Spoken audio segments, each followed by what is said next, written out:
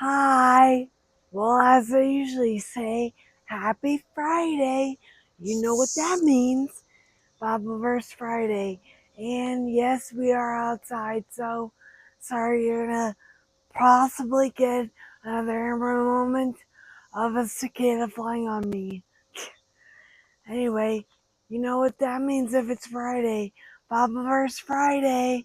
So I'm going to explain Genesis 2:21 for you guys. And the reason why I picked this verse is I had this reading. We had this reading. Ashton and I had this reading in our wedding, which was a year ago, June 3rd. So that was the motivation to pick this verse. The verse says, "So the Lord God caused a deep sleep fall upon the man, and while he slept, took out one of his ribs and closed up its place with flesh." That's a popular reading for weddings, and I chose that reading as well. We chose that reading as well for our wedding. And what it means. It has layers and layers upon layers of symbolism, which I could delve into like a 30-minute lesson on that, but I'm not going to do that, hopefully. Anyway, so for the overview, two bodies in this verse become one. God closed up one of the ribs, took the rib, put in to make the woman, and closed it up with its flesh. Two bodies becoming one. So that's literal when you're talking in this verse, and it's also literal when you're talking about conceiving. The man gives up a part of himself. The Adam gave up a part of himself to form Eve, to form the woman. So it takes sacrifice in order for two bodies to become one. And he gave the rib to Eve, to form Eve. And that bone that protects, think about the rib, the significance of why God chose the rib. Well, the rib helps protect the heart, helps protect numerous organs, but also helps protect the heart. So he took the rib to form Eve. And the shape of a heart. Let's talk about the shape of a heart, which I didn't know this until I taught science to first graders. And there could be numerous reasons why the heart is shaped like it is.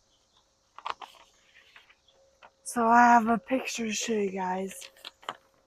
There's a reason why the heart is shaped like it is, like this.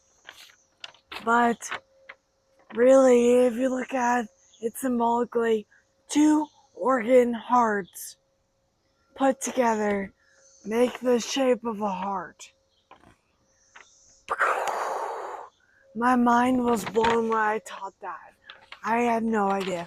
I mean, like I said, I don't know if that's actually the reason why the heart is shaped like it is, but the heart shape is two organ hearts put together, two hearts becoming one.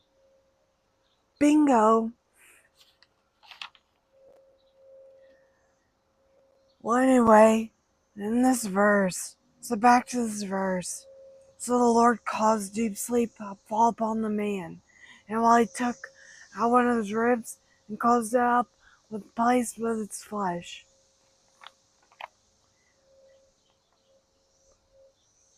They were created by the same being, by God.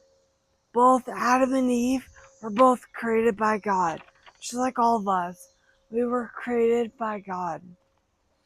But just like all of us, we are created in different ways. Eve was created a different way than Adam was. Eve was created from a part of Adam, from part of his rib.